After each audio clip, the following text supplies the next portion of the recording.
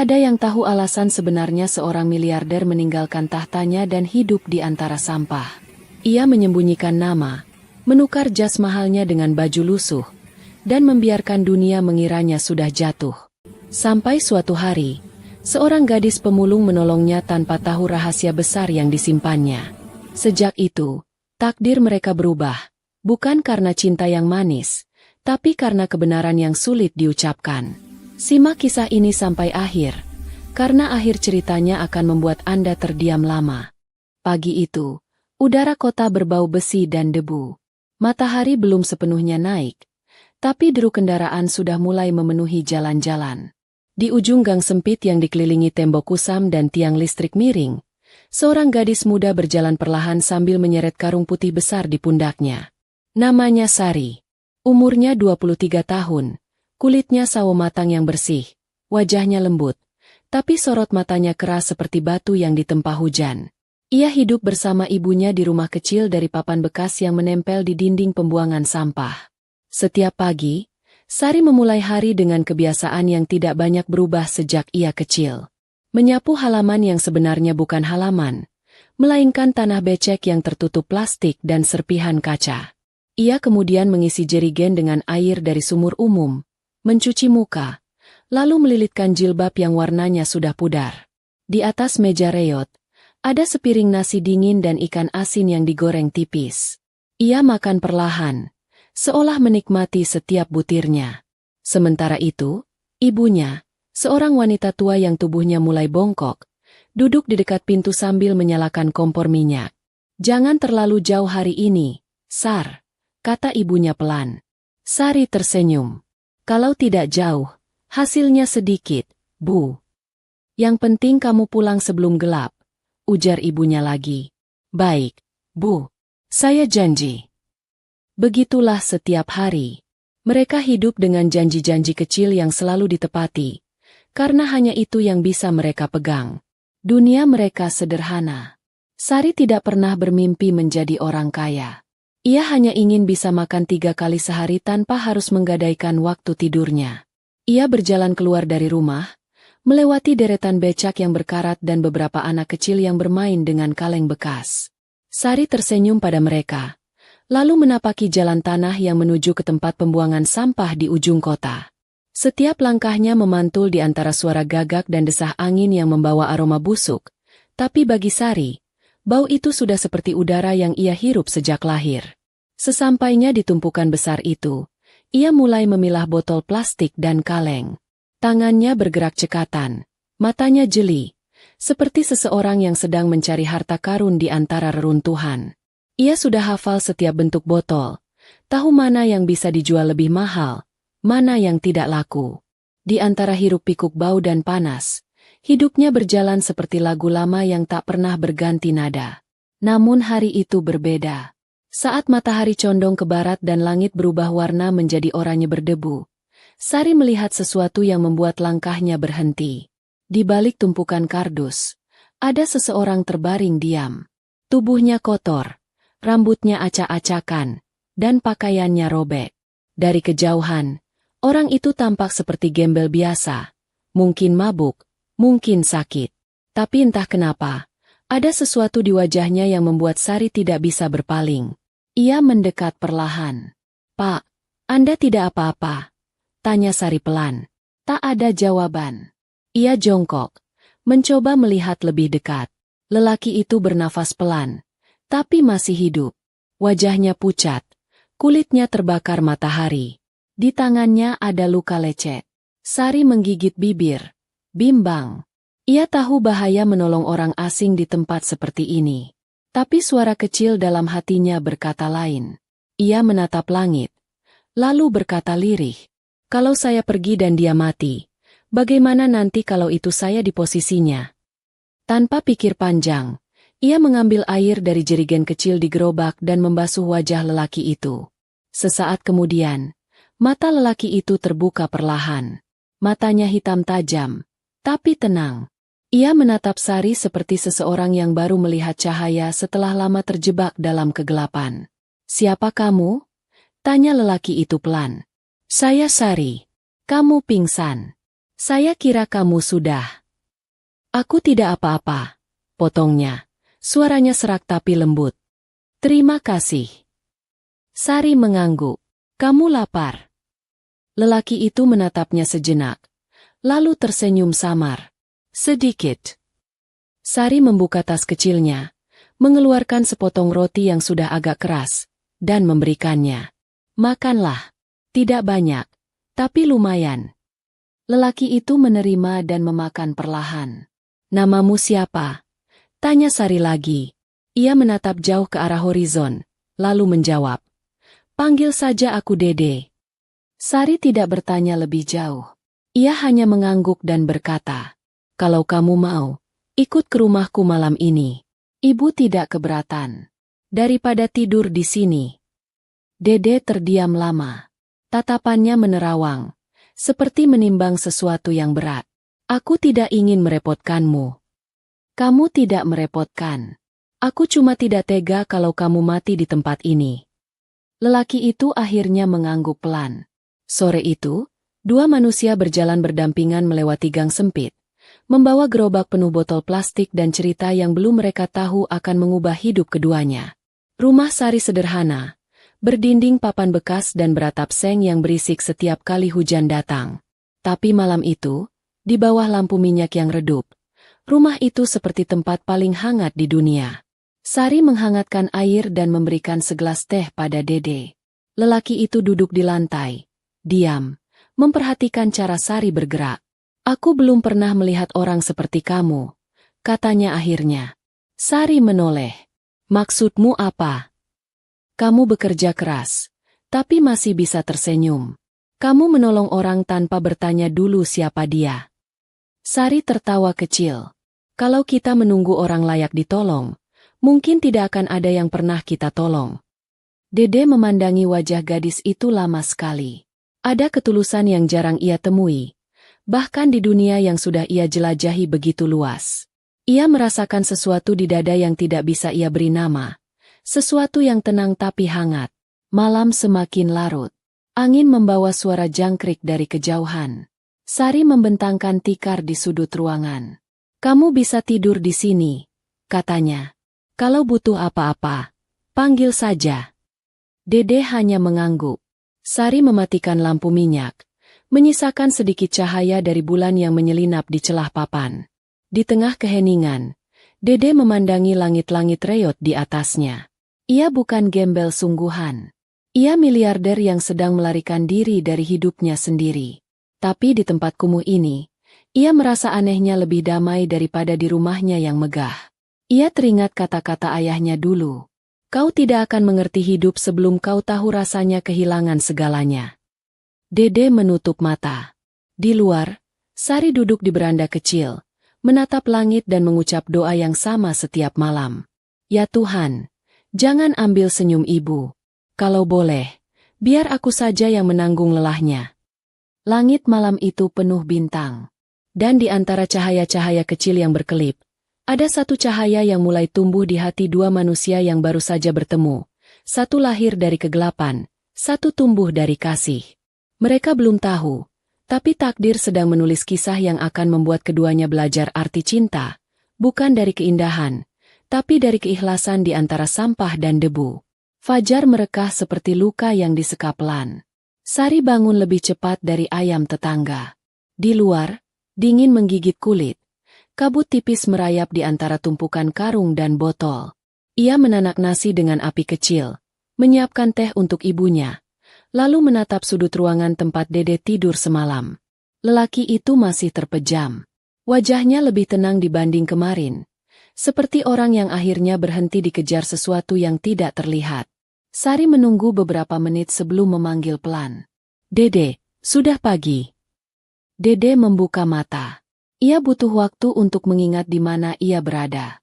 Saat sadar, ia duduk perlahan, menatap ruangan sederhana itu seolah baru saja meminjamkan dadanya untuk sebuah sungai kecil, dan sungai itu kini mengalir lebih tenang. Terima kasih, Sari, katanya. Aku merasa pulang ke tempat yang belum pernah kumiliki. Sari tersenyum tipis. Minum teh dulu. Lalu kalau kamu tidak keberatan, ikut aku ke lapak. Banyak karung yang harus diisi hari ini. Aku ikut, jawab Dede. Matahari naik setengah telapak. Jalanan menuju lapak mulai ramai dengan suara roda gerobak dan teriakan para pengepul kecil yang saling menawar. Di sepanjang pagar seng, tergantung kain-kain bekas yang dijemur. Warnanya pudar seperti kenangan yang sering dipaksa bertahan. Sari melangkah mantap. Dede berjalan di sampingnya, sesekali menoleh ke kiri dan ke kanan, memperhatikan detail yang selama ini hanya ia lihat dari balik jendela mobil yang selalu tertutup rapat. Setibanya di lapak, Sari menurunkan karung, merapikan botol, memisahkan plastik bening dari yang berwarna. Jemarinya cekatan seperti orang yang telah berdamai lama dengan pekerjaan ini. Dede memandang, lalu ikut jongkok. Ia bertanya, bukan untuk basa-basi, melainkan untuk benar-benar belajar. Yang ini kenapa dipisah sendiri? Lebih mahal. Botol minuman tertentu lebih cepat laku, jawab Sari. Kalau kaleng dihitung kilo. Harganya bisa naik turun. Siapa yang menentukan harga? Bos besar di atas sana. Kita bisa marah, tapi besok tetap berangkat lagi. Dede mengangguk pelan. Dalam kepalanya, angka-angka menyatu dengan wajah-wajah. Ia melihat betapa panjangnya rantai yang menghubungkan satu botol plastik dengan sepotong roti di meja Sari. Ia pikir, mungkin seluruh kehidupannya selama ini hanya peta lebar tanpa jalan setapak. Di sini, setiap setapak adalah hasil kerja yang benar, yang membuat jam terasa jujur. Seorang lelaki bertubuh kekar datang dengan langkah berat. Namanya Ujang, pemilik lapak yang membeli rongsokan dari para pemulung. Wajahnya keras, tapi tidak kejam. Ujang menatap Dede, lalu menatap Sari. Orang baru. Sari mengangguk. Dia semalam sakit di tumpukan. Saya bawa pulang. Ujang menghela napas. Banyak orang jatuh di sini. Tidak semua bisa bangun lagi. Dede menatap Ujang sambil tersenyum kecil. Saya akan bekerja. Tidak gratis menumpang hidup. Ujang mendengus. Tapi matanya melunak sedikit. Kalau mau kerja, kerja yang benar. Mereka bekerja bersama. Sari mengajarkan cara mengikat karung agar tidak mudah robek. Dede mengajarkan cara menyusun isi gerobak agar beratnya seimbang dan tidak menguras tenaga. Siang, ketika panas turun seperti palu, Sari mengambil air dari jerigen. Ia memberikan botol pada Dede lebih dulu. Minum. Nanti pusing. Dede menerimanya. Terima kasih, Sari. Ia memperhatikan cara Sari menyeka keringat dengan punggung tangan yang berdebu. Ada sesuatu di gerak sederhana itu yang membuat Dede ingin menunduk. Rasa hormat tumbuh seperti pohon yang menemukan tanahnya.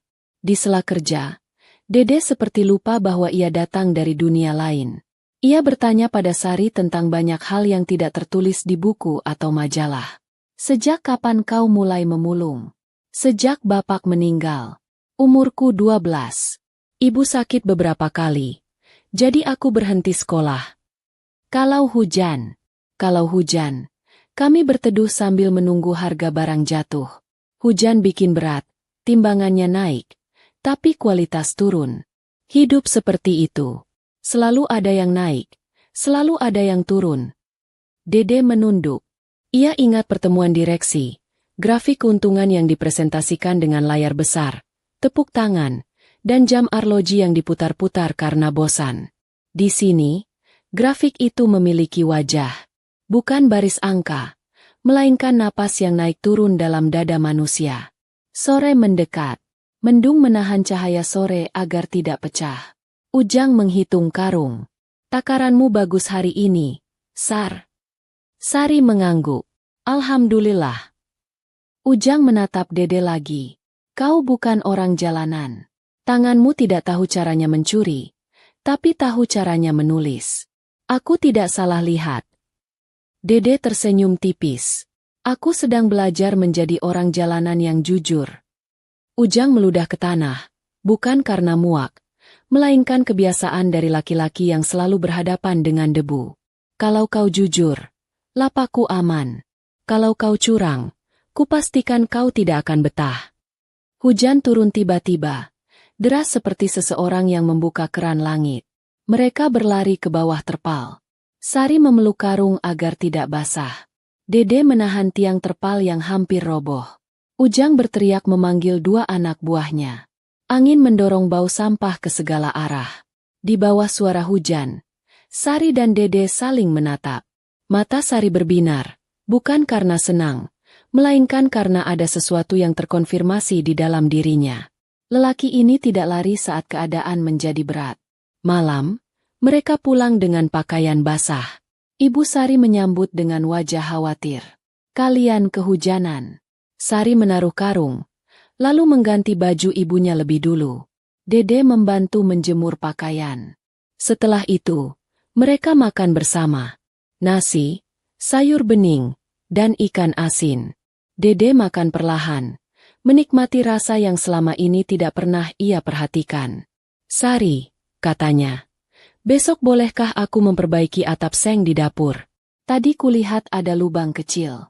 Itu yang membuat angin mengusir panas nasi terlalu cepat. Sari memandangnya heran. "Kamu bisa memperbaiki atap. Aku bisa mencoba." Ibu Sari tertawa kecil. "Cobalah. Tidak ada yang lebih menyenangkan daripada melihat orang mencoba hal yang baik." Setelah makan, Sari mengambil radio butut di sudut ruangan. Radio itu sering mati hidup seperti orang yang bingung mau memilih diam atau bicara. "Radio ini teman kami waktu malam," katanya. "Kalau beruntung, ada siaran drama lama. Lucu meski suaranya serak." Dede memeriksa radio itu. Ia membuka bagian belakangnya, mengelap debu, mengencangkan baut. Ia tidak ahli, tetapi cukup sabar. Setelah beberapa menit, suara pelan muncul. Lagu lawas mengalun. Ibu Sari menatap. Matanya basah sedikit. "Dede, kamu baik sekali." Dede tersenyum, menunduk. "Radio ini membuat rumahmu hangat. Aku hanya ingin api kecilnya tidak mati." Hari berganti. Rutinitas menyatu seperti benang yang ditenun pelan. Dede tidak lagi tidur sepanjang malam. Ia bangun setiap subuh, membantu Sari menimba air, memotong kardus, dan mengangkat karung. Ia belajar bahasa pasar yang padat dan jujur. Ia bahkan mulai hafal nama anak-anak pemulung yang datang bermain di depan rumah Sari. Ada Dimas yang selalu tertawa meski bajunya sobek.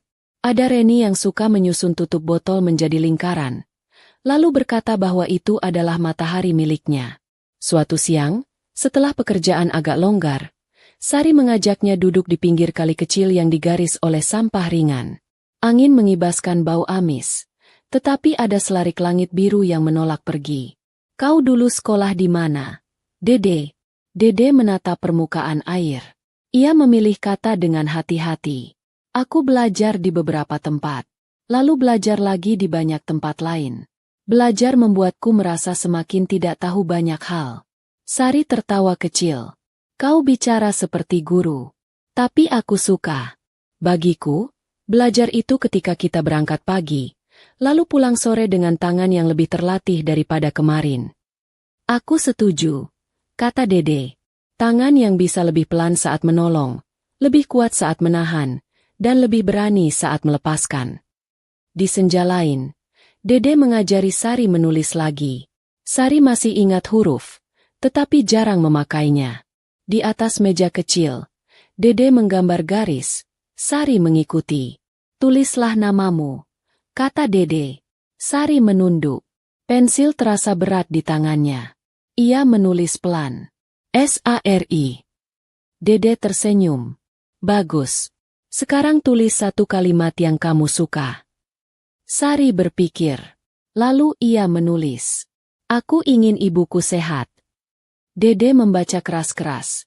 Suaranya dalam dan lembut. "Aku ingin ibuku sehat." Sari menoleh. "Kenapa suaramu seperti itu?" "Karena kalimatmu doa, bukan sekadar rangkaian kata." Sari menatap lantai, menahan sesuatu yang hangat menggenang di mata. Ia tidak ingin menangis. Sudah terlalu sering air matanya habis untuk hal-hal yang tidak bisa ditolong. Di lapak, Ujang memperhatikan gerak Dede dari hari ke hari. Ia tidak lagi hanya melihat orang asing. Ia mengamati ketelitian Dede saat menimbang, ketekunannya saat memintal tali, juga kesabarannya saat berbicara dengan pemulung tua yang sering salah hitung. Suatu sore, Ujang memanggilnya ke belakang lapak, tempat ada bangku dari balok bekas. "Kau bukan orang biasa," kata Ujang tanpa basa-basi. "Aku orang biasa yang baru belajar menjadi orang yang lebih biasa," jawab Dede, setengah bercanda. Ujang terdiam. "Aku dulu tukang angkut. Hidup memukul bahuku sampai aku mengerti arti kejujuran. Kau, entah dari mana kau datang, tapi kau membawa sesuatu yang membuat tempat ini merasa aman. Jangan merusaknya." "Aku tidak akan merusaknya. Karena di sini, kejujuran adalah modal paling mahal. Kalau rusak, semua habis." "Mengerti, mengerti," kata Dede. Hari kelima setelah Dede datang, seorang preman kecil yang sering memungut uang lapak datang dengan marah. Ia menuduh salah seorang pemulung muda mencuri timbangan kecil milik kawannya. Suasana tegang. Pemulung muda itu ketakutan, menunduk, menyangkal dengan suara gemetar. Sari berdiri di dekatnya, siap membantu, tetapi tahu batas. Ujang maju, menahan situasi agar tidak pecah. Dede melangkah satu tapak. "Aku semalam melihat anak ini tidur di bawah kanopi lapak. Ia tidak pergi kemanapun," kata Dede. Preman itu menyipitkan mata. "Siapa kamu berani ikut bicara?" "Orang yang tahu bedanya tuduhan dan kebenaran," jawab Dede tenang. Ujang menatap Dede cepat, lalu kembali ke preman. "Timbanganmu hilang di mana?" "Di warung belakang." "Kalau begitu cari di warung belakang. Jangan di sini." Preman itu hendak membantah, tetapi melihat mata Ujang yang tidak suka dibuat lelah, ia mundur dengan gerutuan. Sore itu, pemulung muda duduk di tanah, wajahnya pucat. Dede mendekat, menaruh sebotol air. "Minumlah." Anak itu menerima. "Terima kasih, Bang." Sesuatu yang benar tidak butuh suara keras. Ia membutuhkan saksi dan keberanian, kata Dede. Anak itu mengangguk tanpa paham sepenuhnya, tetapi menyimpan suaranya di dalam dada. Di malam yang lain, setelah semua pekerjaan usai, Sari duduk di beranda kecil. Dede duduk di tangga. Hening yang baik mengisi jarak di antara mereka. "Dede," kata Sari pelan, "aku merasa kamu membawa sesuatu yang tidak bisa dijual di pasar." "Apa itu?" "Ketentraman." Dede tersenyum. Ia menatap langit. Bintang-bintang seperti huruf kecil yang tidak ingin sombong. "Sari, siapapun kita di siang hari, malam selalu menagih siapa kita sesungguhnya." "Apa maksudmu?"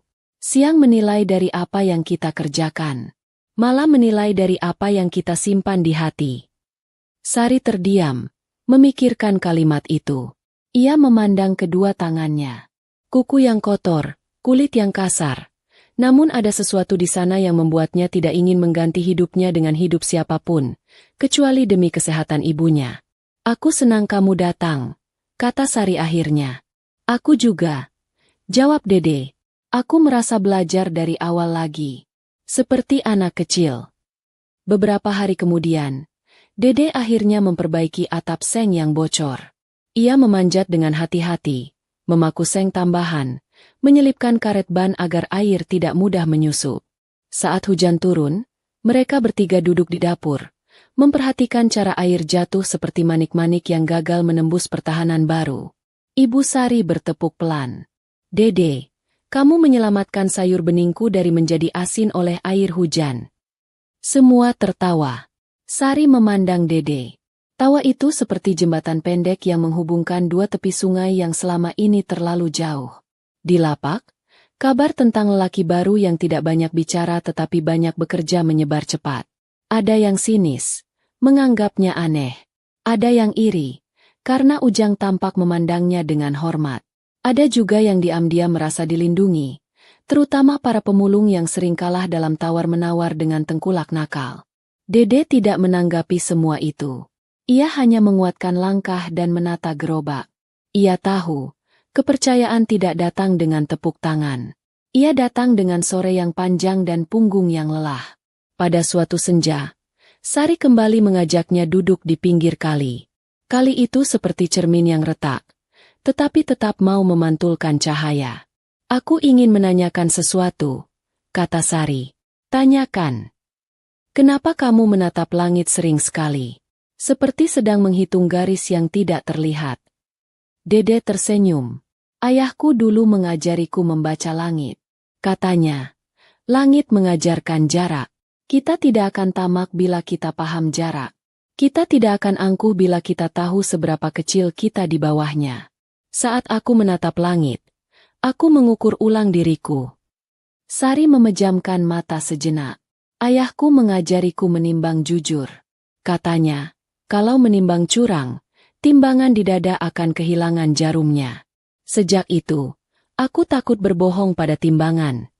Mereka mengajari kita hal yang sama, hanya dengan bahasa yang berbeda, kata Dede. Sari mengangguk. Ia memandang Dede lama. Ada tanda tanya yang tumbuh pelan, tidak ingin meledak, hanya ingin duduk di kursi kecil di sudut pikirannya. Tanda tanya itu bernama siapa? Siapa sesungguhnya lelaki ini? Dari mana ia datang?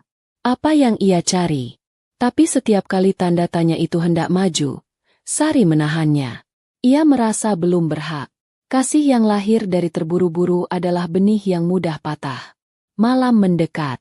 Radio butut kembali menyala. Suara penyiar tua membacakan sajak pendek tentang orang yang menemukan rumah di tempat yang tidak pernah ia sangka. Ibu Sari tertidur di kursi kecil. Napasnya teratur. Sari merapikan selimut. Dede berdiri di ambang pintu, menatap gang yang lengang. Sari, katanya tanpa menoleh.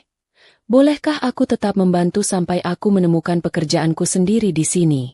Boleh, jawab Sari. Tidak ada yang melarang orang untuk menjadi baik lebih lama. Aku berjanji tidak akan merepotkanmu. Kau sudah merepotkan. Tapi aku senang, kata Sari sambil tertawa pelan. Malam itu, Dede menatap tangan kirinya. Ada luka-luka kecil, bekas memegang tali karung dan seng tajam. Luka itu seperti alfabet baru yang sedang mengajarinya membaca bab yang ia tutup sejak lama. Ia mengingat rapat, kontrak, fasilitas, pelayanan yang memanggilnya dengan sebutan yang membuatnya jauh dari manusia.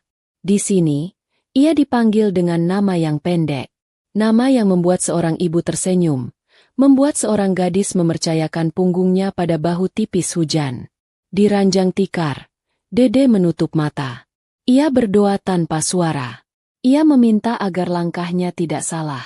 Ia meminta agar rahasianya tidak menjadi pedang yang melukai Sari. Ia belum siap mengaku. Belum saatnya. Ia ingin memastikan bahwa apa yang tumbuh di antara mereka bukan ilusi yang dibuat oleh rasa kasihan, melainkan sesuatu yang sabar seperti akar pohon yang mencari air di tanah keras.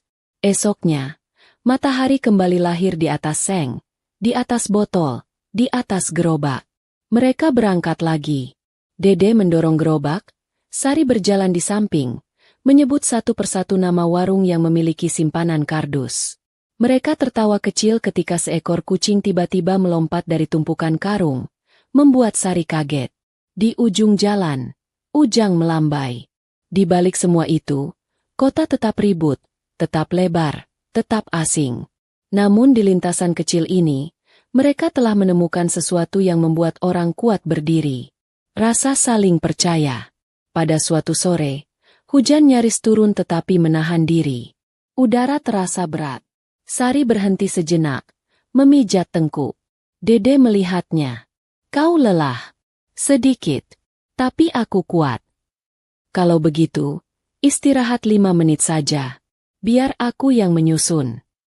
Jangan manja, Dede. Kau harus kuat juga, ujar Sari sambil tersenyum nakal. Dede tertawa. Aku sudah kuat sejak bertemu karung pertama. Hening sebentar. Sari berkata lagi, suaranya lebih pelan. Dede, kalau suatu saat kamu pergi, jangan pergi tanpa pamit. Aku tidak suka kehilangan yang diam-diam. Dede menatapnya. Ada cahaya kecil bergetar di matanya. Aku tidak akan pergi tanpa pamit, katanya. Dan kalaupun aku pergi, aku ingin kau tahu bahwa ada jalan yang akan membawaku kembali. Jalan apa? Jalan yang dibuat oleh orang-orang yang saling percaya. Senja menurunkan tirai. Lampu-lampu mulai menyala. Di kejauhan, kota seperti pamer. Di dekat mereka, hidup seperti berdeham pelan, meminta diperhatikan.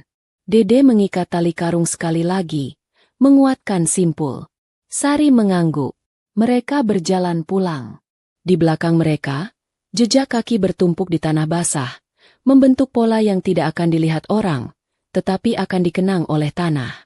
Malam itu, Sari menulis satu kalimat baru di buku kecil bekas yang diberikan Dede. Hari ini aku dan Dede pulang dengan gerobak lebih ringan, tapi hati lebih berat oleh hal yang baik. Ia menutup buku, meniup lampu, lalu berbaring. Di luar, suara malam seperti kain panjang yang direntang. Di dalam, dada Sari dipenuhi sesuatu yang lembut.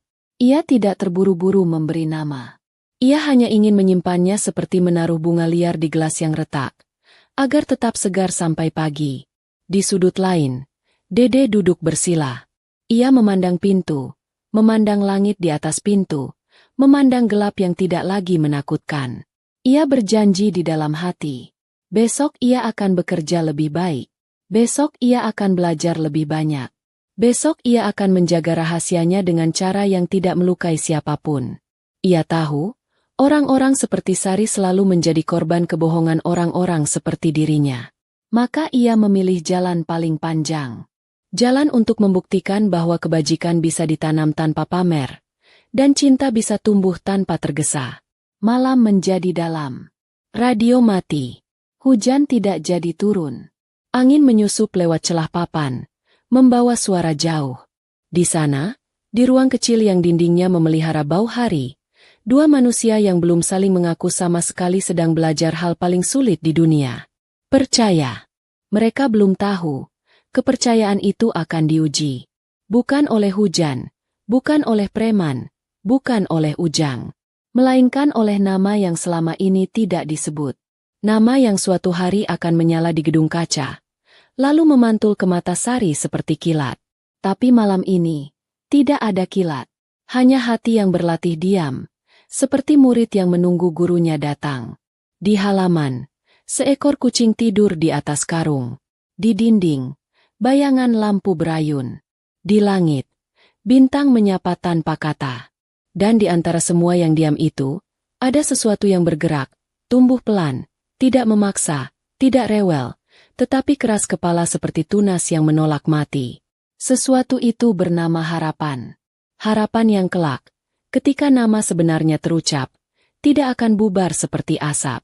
Harapan yang akan menuntun mereka melewati hari-hari yang sulit, juga hari-hari yang terang.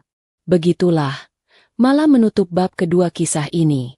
Lelaki tanpa nama tinggal sedikit lagi menamai dirinya. Gadis pemulung tanpa masa depan yang jelas mulai memiliki peta kecil, yang digambar oleh orang yang tidak ia kenal kemarin, tetapi sudah ia percayai hari ini. Besok, mereka akan kembali ke lapak. Besok, mereka akan tertawa saat gerobak macet di lubang kecil. Besok, mereka akan meminjamkan punggung pada hidup. Dan besok, untuk pertama kalinya, Sari akan berani bertanya sedikit lebih jauh tentang siapa Dede sesungguhnya. Namun malam ini, biarkan mereka tidur dengan tenang, karena esok adalah milik orang yang dapat bangun dengan hati yang tidak marah. Langit pagi itu seperti lembaran abu-abu yang belum sempat dicuci hujan. Udara pengap, seolah menahan napas. Di lapak, Dede dan Sari sudah mulai memilah barang sebelum matahari naik sepenuhnya. Gerobak mereka setengah penuh, dan Sari memutar lagu pelan dari radio yang disimpan di bawah meja kayu. Lagu lama, suaranya serak tapi lembut, membuat suasana pagi jadi lebih sabar. Dede, kata Sari tanpa menoleh. Kenapa kamu selalu datang lebih dulu dari aku? Karena aku tidak ingin kau menyalakan kompor sendirian, jawab Dede sambil menimbang botol. Aku tahu bau asap bisa bikin sesak. Sari tertawa kecil. Kamu seperti orang yang sudah lama hidup di sini saja. Mungkin karena aku menemukan hal-hal yang selama ini kucari di tempat lain, jawab Dede pelan. Sari menoleh, menatapnya sejenak. Tatapan itu singkat, tapi menyimpan tanya yang belum berani keluar. Ia merasa Dede menyembunyikan sesuatu. Tapi apapun itu, Lelaki itu tidak pernah berbuat buruk. Ia sopan, rajin, dan selalu mengucap terima kasih bahkan untuk hal kecil. Maka Sari memilih diam. Kadang, diam adalah cara terbaik untuk menjaga sesuatu yang masih rapuh agar tidak pecah. Siang menjelang. Udara mulai panas. Dede berdiri di bawah terpal, menatap ke arah jalan raya. Di kejauhan, tampak gedung-gedung kaca yang memantulkan sinar matahari, memantulkan dunia yang dulu miliknya. Dunia yang kini terasa asing. Dunia yang penuh angka, janji, dan wajah-wajah yang menilai seseorang dari pakaian yang ia kenakan. Ia menunduk, menatap tangannya yang kotor. Tangannya dulu hanya memegang pena, menandatangani kontrak, memegang setir mobil mewah. Sekarang, tangan itu menimba air, mengikat karung, dan mengangkat besi tua. Tapi entah kenapa, baru sekarang ia merasa tangannya berguna. Sore hari, Dede berkata pada Sari bahwa ia ingin pergi sebentar ke kota. Ia bilang ingin mencari pekerjaan tambahan agar bisa membantu lebih banyak. Sari mengangguk, meski di hatinya ada rasa cemas yang tak bisa ia jelaskan. Hati-hati ya, Dede, katanya. Dede menatapnya, tersenyum. Aku selalu hati-hati kalau tahu ada yang menungguku. Sari menunduk, menahan senyum yang tiba-tiba muncul tanpa alasan. Ia tak tahu kenapa setiap kali Dede berbicara, dunia di sekitarnya terasa lebih tenang. Seperti suara yang bisa menenangkan luka. Dede berjalan menuju kota dengan pakaian lusuh yang sama. Tapi langkahnya mantap. Ia menumpang truk barang, duduk di antara kardus dan jerigen kosong. Jalanan yang dilalui terasa panjang. Bau aspal panas bercampur debu menempel di wajahnya.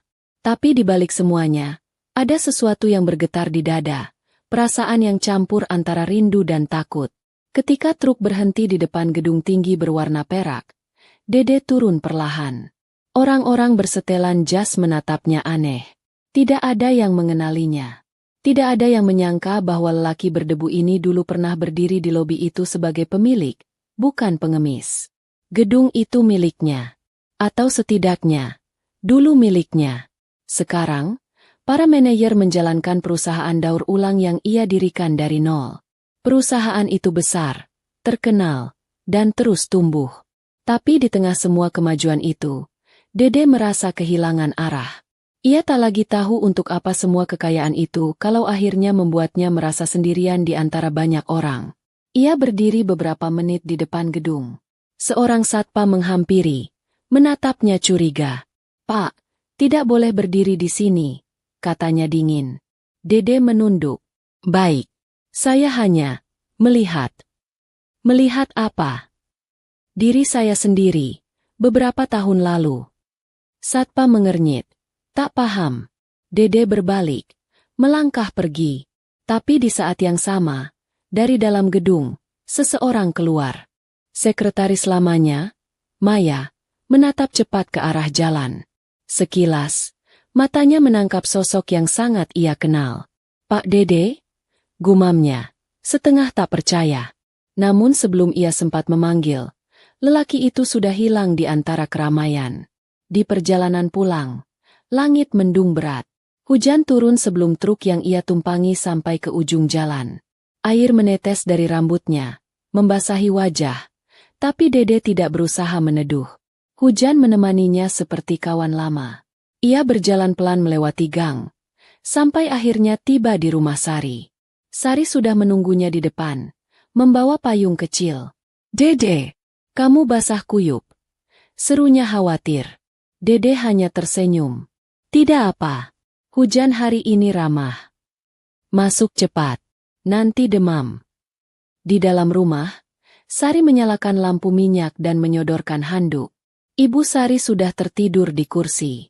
Dede duduk di lantai, mengusap wajahnya.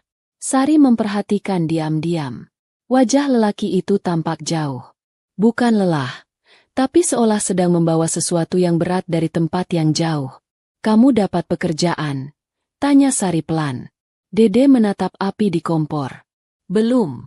Tapi aku menemukan sesuatu." "Apa itu?" "Jawaban kenapa aku ada di sini." Sari mengerutkan kening. Maksudmu? Dede menatapnya lembut. Aku dulu hidup dengan banyak hal. Tapi kehilangan diriku sendiri. Dan baru di sini, aku merasa hidup kembali. Sari menatap lama, lalu tersenyum. Berarti tempat ini cukup ajaib. Tempat ini tidak ajaib. Kau yang membuatnya jadi begitu. Hari-hari berlalu. Dede kembali bekerja seperti biasa di lapak. Tapi entah kenapa, Ujang mulai memperhatikannya lebih seksama. Kadang Ujang melihat Dede berbicara dengan cara yang terlalu santun untuk ukuran orang jalanan. Kadang, caranya menatap sesuatu membuat Ujang berpikir lelaki itu bukan orang biasa. Suatu siang, ketika semua orang istirahat, Ujang menghampirinya. Dede, katanya sambil menyulut rokok. Aku sudah tua. Mataku tidak sehebat dulu. Tapi aku tahu, orang yang kerja keras karena lapar, matanya beda dengan orang yang kerja keras karena mencari tenang. Dede tersenyum. Mungkin aku bagian yang kedua. Tenang dari apa? Dari diriku sendiri. Ujang mengangguk pelan. Kalau kau butuh tempat tinggal tetap, bilang saja. Aku punya rumah kosong dekat gudang. Terima kasih, Pak Ujang. Tapi aku sudah punya rumah. Rumah siapa? Rumah Sari. Ujang menatapnya beberapa detik, lalu tertawa kecil. Kau tahu, anak itu berbeda. Ia tidak butuh kasihan, tapi butuh seseorang yang tidak mengasihaninya. Aku tahu, kata Dede pelan. Itulah kenapa aku tetap di sini. Beberapa minggu kemudian, berita besar muncul di televisi kecil di warung dekat lapak. Ada kabar bahwa pemilik besar perusahaan daur ulang yang bernama Dede Rahman dikabarkan menghilang tanpa jejak. Perusahaannya tetap berjalan, tapi media mulai bertanya-tanya kemana ia pergi. Sari sedang membeli kopi di warung itu ketika berita itu muncul. Ia menatap layar kecil itu. Wajah Dede di televisi tampak bersih, memakai jas rapi, tersenyum sopan. Jantung Sari berhenti berdetak sejenak. Ia tak salah lihat. Itu Dede. Tapi bagaimana bisa? Ia pulang terburu-buru, menutup pintu rumah, duduk lama di lantai, memegangi dadanya. Semua potongan mulai menyatu di kepalanya. Cara bicara Dede, tatapan matanya, kebiasaannya memandangi langit dan kota dari kejauhan. Sari memejamkan mata. Ia ingin marah, tapi yang muncul justru air mata. Malam itu, Dede datang seperti biasa. Ia membawa sedikit roti dari warung. Wajahnya tenang. Tapi saat melihat Sari duduk di beranda tanpa bicara, hatinya bergetar. Sari. Sari menatapnya. Namamu Dede Rahman, bukan? Dede terdiam. Tak ada lagi tempat untuk bersembunyi. Kenapa kau tidak bilang siapa dirimu sebenarnya? Aku takut, jawab Dede lirih. Takut kehilangan sesuatu yang tulus. Sari berdiri, suaranya bergetar. Kau pikir aku menyukaimu karena kau miskin? Tidak, Dede. Aku menyukaimu karena kau manusia.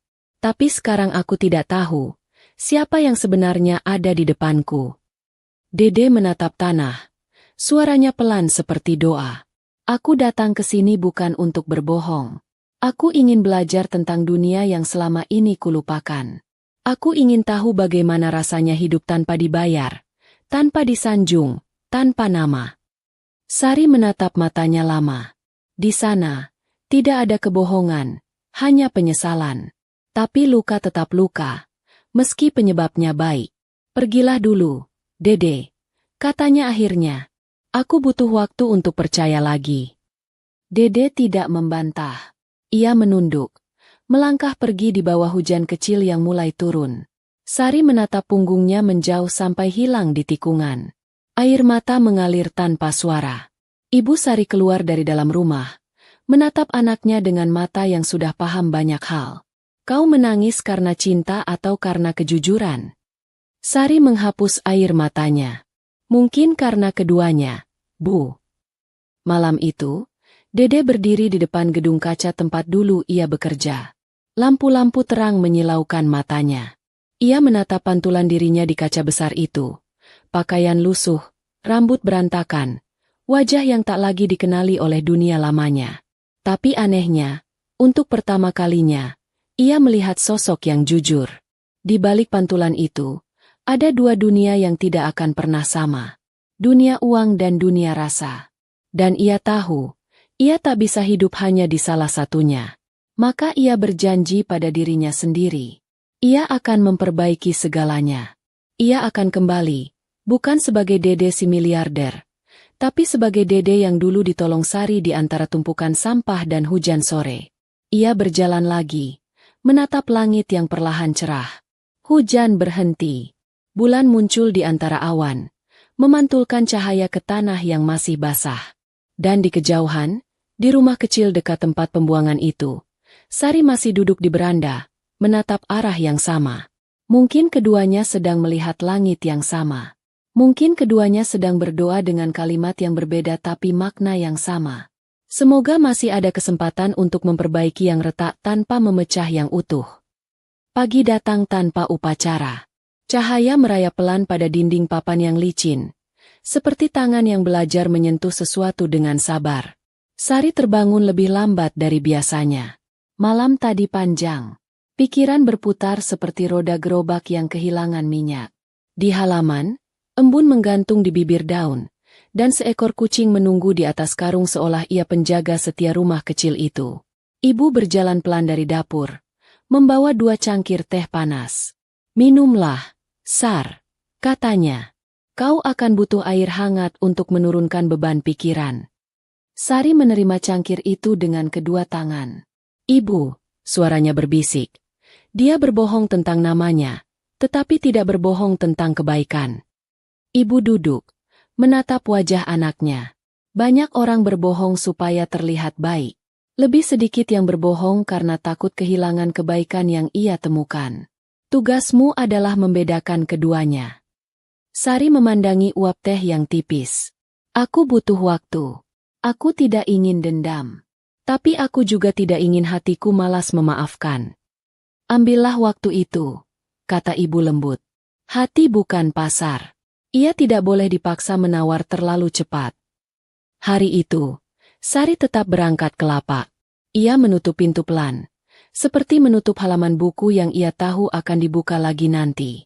Jalan menuju lapak terasa lebih panjang, padahal jaraknya tetap. Di tengah jalan, beberapa anak kecil melambaikan tangan. Sari membalas lambaian mereka, tetapi senyumnya belum kembali utuh. Ujang sudah menunggu. Wajahnya seperti dinding seng yang tahan panas. Tapi kalau disentuh dengan sabar akan terasa hangat. Kau baik, Sar. Aku baik, jawab Sari singkat. Ujang mengangguk. Kalau ingin diam, diam. Kalau ingin bicara, bicara. Di lapak ini, orang tidak diminta gembira setiap hari. Yang diminta hanya jujur pada timbangan dan jujur pada dada. Mereka bekerja seperti biasa. Karung diisi, botol dipilah, kaleng dihitung. Hanya saja, ada ruang kosong di samping Sari. Ruang yang biasanya diisi oleh Dede. Sesekali Sari menoleh ke arah jalan masuk, seolah menunggu sesuatu yang tidak ia akui kepada siapapun. Namun yang datang hanya debu, angin, dan musik dangdut dari warung ujung. Menjelang siang, Ujang mendekat.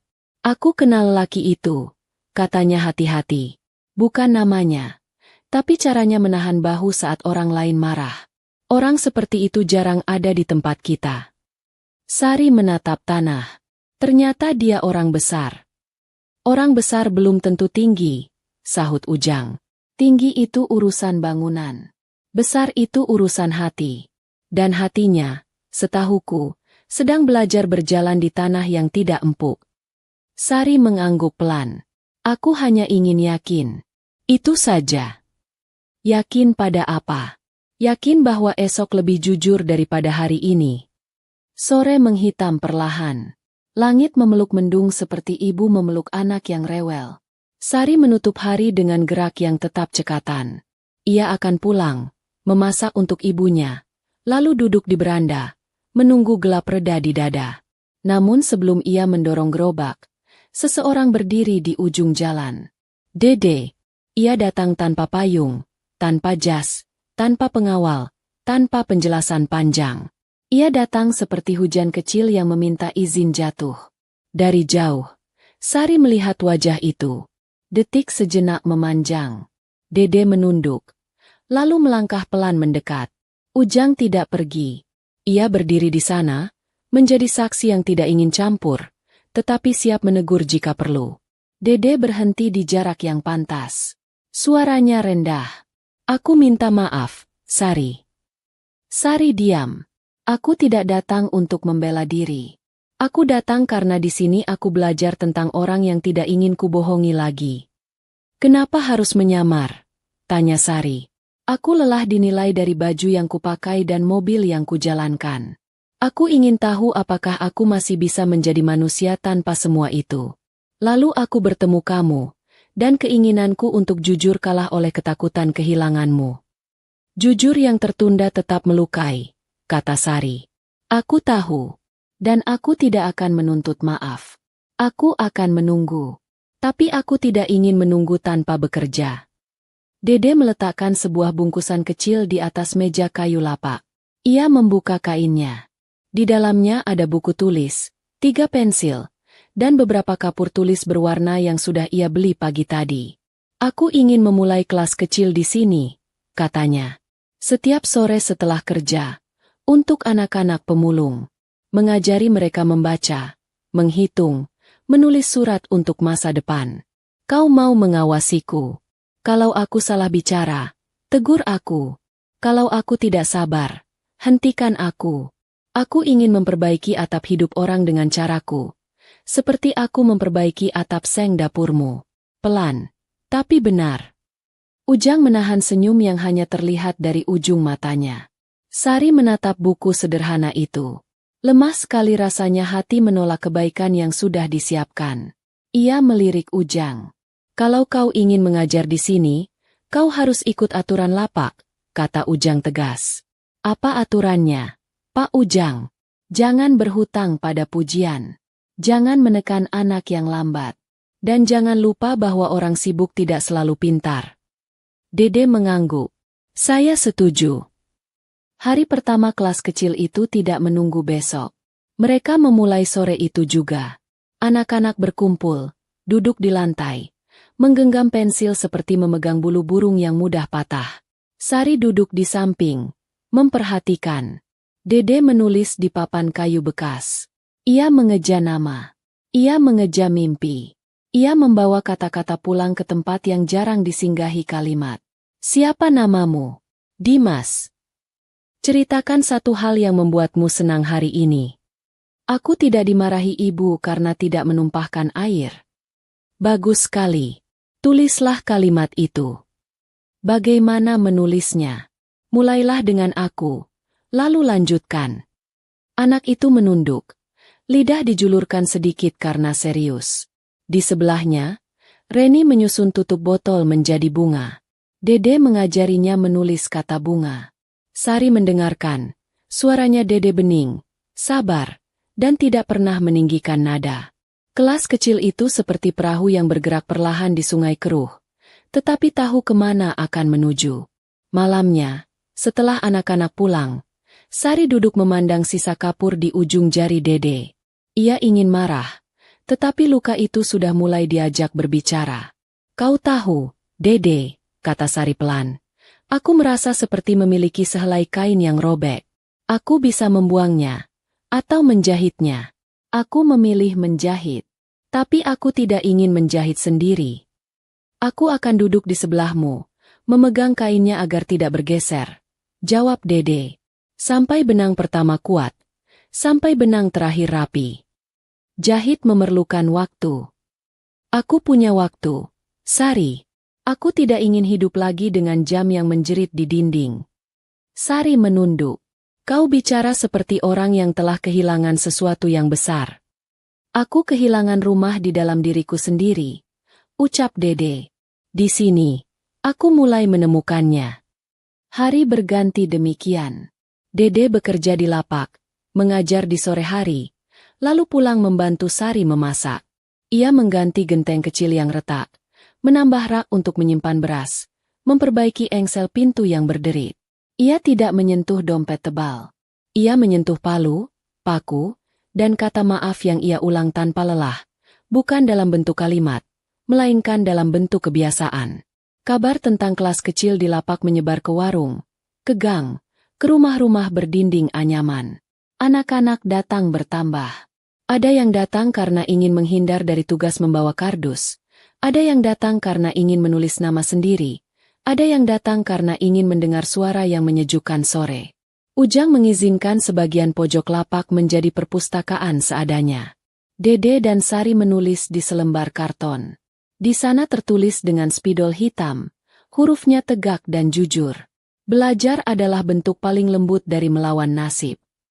Pada suatu hari, seorang wartawan lokal datang. Ia mendengar cerita tentang kelas gratis di lapak rongsok. Pria itu muda, antusias, membawa kamera kecil. Ia bertanya banyak. Dede menatap Sari, meminta restu tanpa kata. Sari mengangguk, namun menahan satu syarat dalam suaranya. Kalau menulis, tolong sebutkan lapak Ujang dan anak-anak. Jangan sebut namanya dulu. Wartawan itu bingung. Namanya siapa? Tak perlu, kata Dede pelan. Ini bukan cerita tentang siapa aku. Ini cerita tentang siapa mereka kelak. Wartawan itu tersenyum, mungkin heran, mungkin segan. Ia menulis, memotret, dan pergi dengan ucapan terima kasih. Malam berikutnya, ada kejutan. Perusahaan besar yang didirikan Dede mengirimkan truk. Bukan untuk memindahkan orang, melainkan untuk menurunkan meja lipat, papan tulis baru, dan beberapa buku bacaan anak. Yang datang bukan direksi, bukan humas, melainkan 3 karyawan lapangan berseragam sederhana.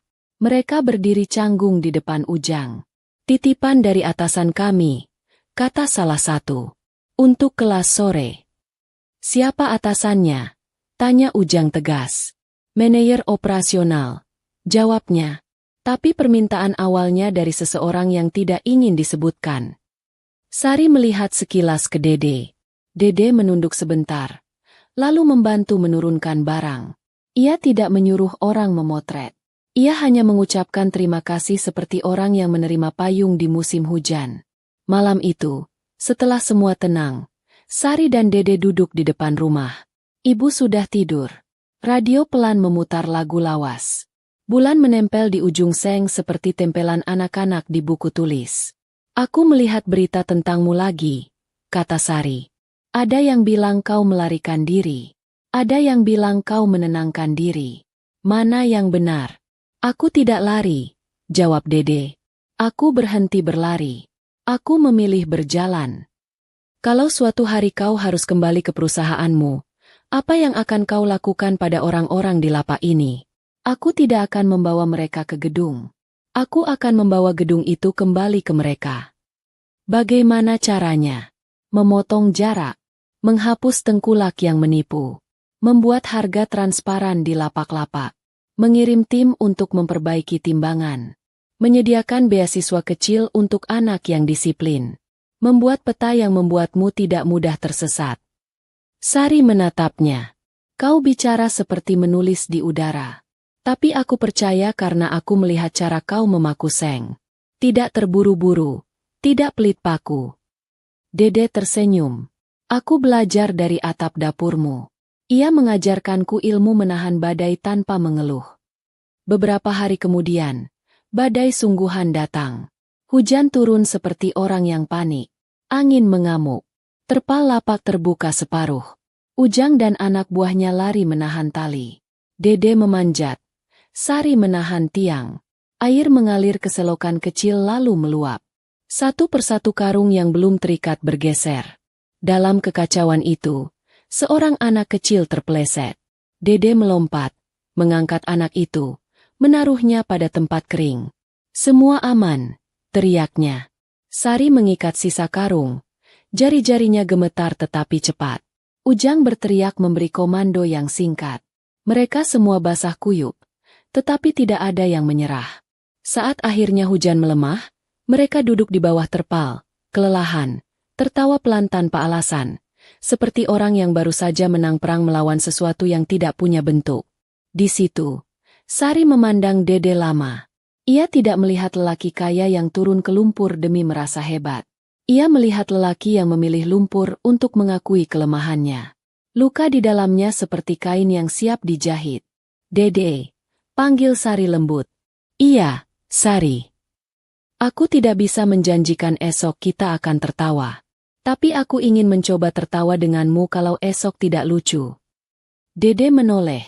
Air hujan menetes di wajahnya seperti kata yang belum dicetak. Terima kasih, katanya. Aku akan berhenti menyamar. Di sini, di hadapanmu, di hadapan lapak, di hadapan hatiku sendiri. Keesokan hari, Dede datang ke lapak tidak lagi dengan kepala tertunduk. Ia memperkenalkan dirinya pada semua orang. Bukan dengan daftar kekayaan, bukan dengan jabatan di belakang namanya. Ia menyebut namanya seperti orang yang menyebut doa. Namaku Dede Rahman.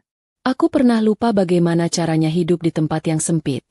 Dan aku ingin belajar kembali di sini. Aku berjanji satu hal. Di lapak ini, aku bukan siapa-siapa selain kawan kerja yang tidak akan mengambil hakmu. Orang-orang menatap, lalu mengangguk. Tidak ada tepuk tangan. Hanya ada udara yang terasa sedikit lebih jernih. Di malam yang lembut, Sari mengeluarkan buku kecilnya. Buku yang dulu berisi satu kalimat. Ia menulis lagi. Tangannya tidak gemetar. Hari ini Dede menyebut namanya tanpa membuat orang lain merasa kecil. Ia menutup buku, lalu berbalik. Dede berdiri di ambang pintu membawa sesuatu yang dibungkus kain kecil. Ia duduk di lantai, meletakkannya di antara mereka. Apa ini? Tanya Sari. 2 cangkir tanah liat. Aku membelinya dari perajin di kampung seberang. Katanya, cangkir yang baik bukan yang tebal atau mahal, melainkan yang sanggup membuat orang duduk lebih lama untuk berbicara. Sari tersenyum. Kalau begitu, mari duduk lama. Mereka menuang teh, menghirup pelan. Tanah liat menyimpan hangat lebih lama. Sari, kata Dede, suara dalam tetapi damai. Aku ingin menjaga ibumu seperti aku menjaga radio kalian. Aku ingin menjaga langkahmu seperti aku menjaga atap dapur. Aku ingin belajar menjadi suami yang tidak memamerkan belas kasih, tetapi bekerja setiap hari agar dunia kecilmu tidak kebas. Sari menatap matanya. Lama sekali. Kau sudah menanam benih kata yang besar. Aku menunggu akarnya. Jika akarnya kuat, maka aku akan memberi daun. Jika daunnya rindang, kita akan memberi teduh untuk anak-anak. Aku akan menanamnya di tanah yang kau pilih. Tanah itu bernama kesabaran. Aku siap. Waktu bergerak. Kelas sore semakin rapi. Perusahaan Dede mulai mengirim tim pengecekan timbangan. Ujang yang semula curiga, kini menjadi penilai pertama yang paling keras jika ada kebijakan yang tidak adil. Dede menerima semua kritiknya seperti menerima hujan. Sari kembali bekerja dengan senyum yang mulai pulih. Ibu sehat dan sering duduk di beranda, memperhatikan anak-anak masuk kelas sambil membawa buku yang belum lunas oleh pemakaian. Pada satu sore yang memerah, Dede mengajak Sari berjalan menyusuri pinggir kali. Airnya masih keruh, tapi matahari membuatnya tampak berkilau seperti kain sutra tua yang dijemur. Aku ingin meminta sesuatu, kata Dede. Apa itu? Izinkan aku melamarmu. Bukan malam ini, bukan besok. Izinkan aku melamarmu kelak. Ketika kelas sore ini tidak bergantung pada aku. Ketika atap dapurmu tidak butuh aku untuk bertahan. Ketika ibumu percaya pada kakiku sejauh ia percaya pada kakinya sendiri. Sari menatap air, lalu menatap wajah Dede. Aku tidak membutuhkan cincin mahal. Aku tidak membutuhkan pesta. Aku butuh rumah yang setiap pintunya bisa dibuka dengan kata maaf dan ditutup dengan kata terima kasih. Itulah rumah yang ingin kubangun, kata Dede. Batu pertamanya adalah hari ini. Bata pertamanya adalah kesabaranmu. Adukan semen pertamanya adalah kerja kita di lapak. Kalau begitu, ucap Sari, aku mengizinkanmu menanam hari ini di halaman hatiku. Nanti, jika pohonnya hidup, datanglah kembali membawa nama yang sama, wajah yang sama, dan niat yang sama. Aku berjanji. Malam turun seperti tirai yang dipasang oleh tangan yang pandai. Di rumah kecil itu, 2 cangkir tanah liat tetap hangat meski teh di dalamnya sudah tinggal setengah. Radio membacakan berita yang tidak membuat mereka gelisah. Di luar, bintang memupuskan sisa ragu dengan cahaya yang tidak riuh. Di ambang pintu, Dede menatap Sari. "Satu hal lagi," katanya. "Apa?" "Aku akan memindahkan kantorku. Bukan gedungnya. Caranya. Mulai besok, keputusan tentang harga dasar barang rongsok akan dibuat terbuka, dengan papan pengumuman di setiap lapak yang bekerja sama. Jika orang tidak percaya, mereka boleh datang langsung ke sini, ke lapak Ujang, dan bertanya padaku. Namaku tidak lagi sembunyi di balik kaca." Sari menghela napas perlahan. "Kau membuat bebanmu lebih berat. Aku ingin memikul beban yang selama ini kupindahkan ke pundak yang tidak kuat. Itu giliranku. Kalau begitu, istirahatlah yang cukup. Orang yang memikul beban tanpa tidur hanya membuat beban itu jatuh. Aku akan tidur, Sari, karena malam ini, aku sudah memiliki alasnya." "Alas apa?" "Kepercayaanmu, meski baru selembar." Sari tersenyum. "Selembar kertas bisa menjadi perahu jika dilipat dengan benar. Ajarkan aku melipatnya." Besok sore, setelah kelas. Malam menyempurna. Di ujung gang, lampu-lampu kecil gemetar ditiup angin. Di dalam dada mereka, sesuatu yang pelan, tenang, dan keras kepala tumbuh. Cinta yang tidak berdesak-desakan. Cinta yang tidak berteriak di tepi jalan. Cinta yang bekerja, mengikat simpul, menulis daftar belanja, menambal atap, menghitung koin, membagi roti, dan menyisakan sepotong untuk kucing. Cinta yang sederhana, tapi benar. Di buku kecilnya, Sari menulis 1 kalimat lagi sebelum tidur. "Hari ini, ada 2 cangkir tanah liat yang menjaga rahasia kami. Esok, semoga ada 2 hati tanah liat yang lebih kuat daripada baja, karena dibakar oleh kerja, doa, dan maaf." Ia meniup lampu. Dede duduk bersila beberapa saat, memejamkan mata, mengulang janji dalam hati tanpa supaya-supaya yang mewah. Lalu ia berbaring. Hening menyelimuti. Malam menjaga. Di luar, kota tetap gaduh. Di sini, waktu bersikap ramah. Dan di antara semua yang sederhana itu, ada sesuatu yang telah diputuskan oleh 2 manusia yang saling menatap tanpa sombong. Mereka tidak akan melangkah cepat, tetapi mereka tidak akan berhenti. Mereka telah memilih cinta yang sederhana, tapi benar. Pagi itu, langit seolah meminjam warna dari hati yang tenang. Tidak terlalu cerah, tidak terlalu kelabu. Angin berhembus lembut membawa bau tanah basah yang tertinggal dari hujan semalam. Burung-burung kecil hinggap di kabel listrik, bernyanyi seolah tahu hari ini adalah hari yang tidak biasa. Sari berdiri di depan cermin kecil. Cermin itu sudah retak di pinggir, tapi cukup untuk memantulkan bayangan wajahnya. Ia mengenakan kebaya putih sederhana yang dipinjam dari tetangga. Jilbabnya bersih, disetrika dengan hati-hati. Tangannya gemetar sedikit saat mengancingkan ujung lengan. Ibu datang dari dapur membawa bunga melati yang baru dipetik. "Ini untukmu, Sar," katanya. Sari tersenyum. "Terima kasih, Bu." Ibu menatap anaknya lama. "Aku tidak punya banyak untuk diberikan, tapi aku bahagia. Kau menikah bukan dengan orang kaya, tapi dengan lelaki yang tahu cara bekerja dan mencintai." Sari memeluk ibunya erat. "Tanpa doa ibu, aku tidak akan sampai di sini." Sementara itu, di rumah kecil di ujung lapak, Dede duduk bersama Ujang. Ia mengenakan kemeja putih polos dan celana hitam yang disetrika seadanya. Wajahnya tampak lebih tenang dari hari-hari sebelumnya. "Siap, Dede?" tanya Ujang sambil menyalakan rokok.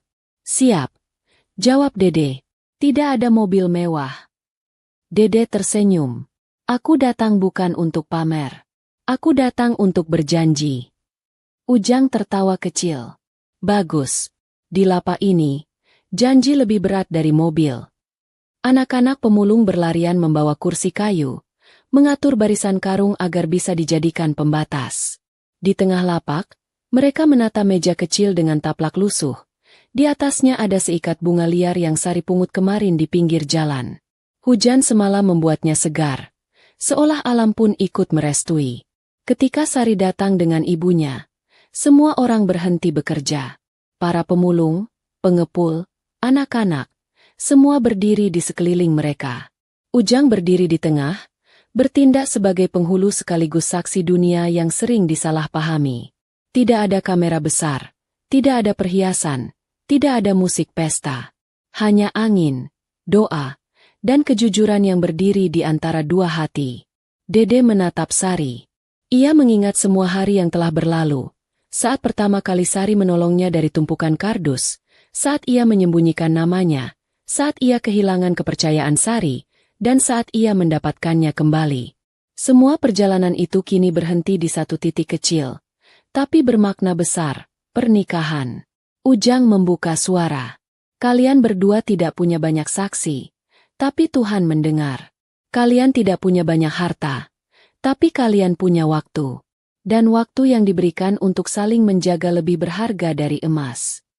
Dede menarik napas dalam-dalam. Saya siap.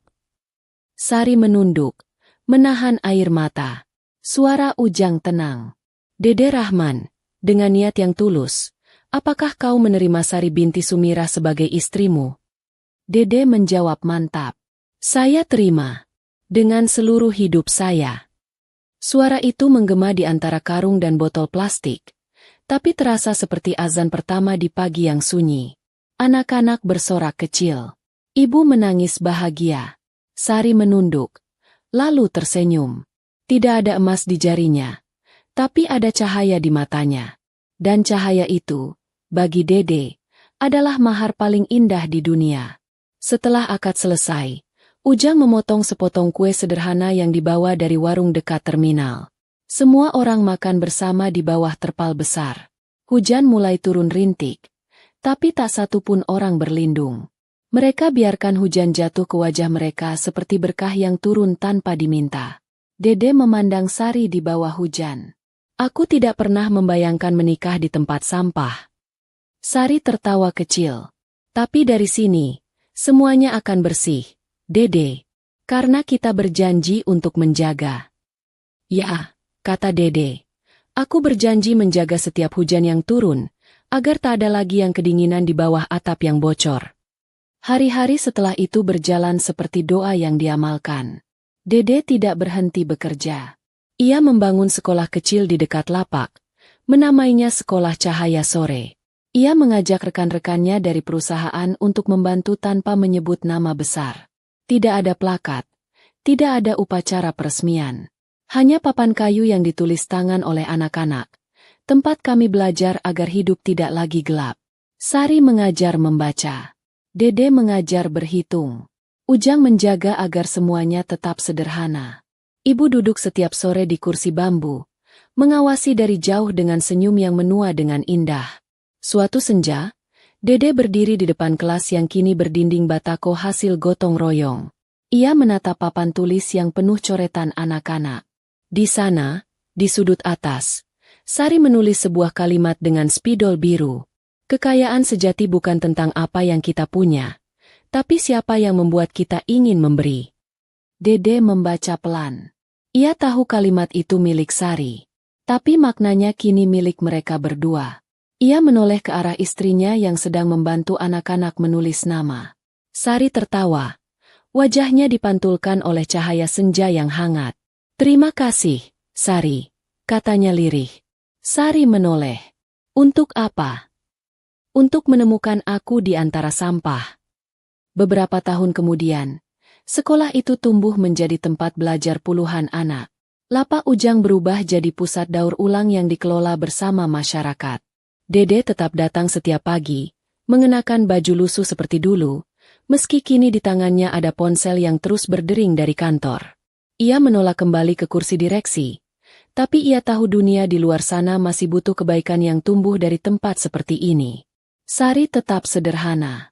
Ia masih menanak nasi di kompor minyak, masih menyapu halaman, masih menulis catatan kecil di buku lusuh yang kini hampir penuh. Setiap halaman adalah perjalanan. bukan laporan. Ia menulis tentang hujan, tentang anak-anak yang kini bisa membaca surat, tentang Dede yang tak pernah lupa menyalakan lampu meski listrik sering padam. Suatu malam, setelah semua tertidur, Dede duduk di beranda. Ia memandangi langit yang mulai gelap tanpa bintang. Di sampingnya, Sari datang membawa 2 cangkir tanah liat. Cangkir yang sama seperti dulu, kini sedikit retak tapi masih setia menampung hangat. Dede, kata Sari, kau ingat dulu kau bilang ingin membangun rumah yang pintunya bisa dibuka dengan maaf dan ditutup dengan terima kasih. Dede menatap cangkir di tangannya. Aku ingat. Kurasa rumah itu sudah berdiri. Ya, kata Dede lembut. Dan aku ingin tinggal di dalamnya sampai waktu berhenti. Mereka diam. Hujan turun pelan, menyentuh atap seng yang pernah mereka perbaiki bersama. Di bawah cahaya redup, 2 bayangan menyatu di dinding, bukan bayangan orang kaya dan gadis pemulung, tapi bayangan 2 manusia yang memilih percaya pada hal yang sederhana, kerja, doa, dan cinta. Pagi berikutnya, anak-anak menempelkan gambar di dinding sekolah. Di tengah-tengahnya, ada gambar sederhana, 2 orang duduk di bawah hujan, di antara karung dan botol plastik, saling tersenyum. Di bawah gambar itu, mereka menulis dengan huruf besar dan goyah. Di tempat sampah kami belajar, bahwa cinta bisa membuat dunia bersih. Dan begitulah, kisah Dede dan Sari tidak berakhir dengan kemewahan. Ia berakhir di tempat yang sama di mana semuanya bermula, di tepi tempat sampah, tapi kini dengan udara yang lebih ringan, langit yang lebih jernih, dan kehidupan yang lebih berarti. Mereka tidak menjadi legenda, tidak menjadi berita besar, tapi mereka menjadi bukti kecil bahwa cinta yang lahir dari kejujuran bisa mengubah sesuatu yang kotor menjadi rumah yang suci. Sari menulis kalimat terakhir di buku kecilnya malam itu. Kami tidak pernah punya istana, tapi kami punya dunia kecil yang bersih karena cinta yang bekerja. Ia menutup buku itu, meniup lampu, dan malam pun memeluk keduanya dalam damai. Di luar, suara botol jatuh terdengar pelan, seperti doa yang dijawab dengan keheningan.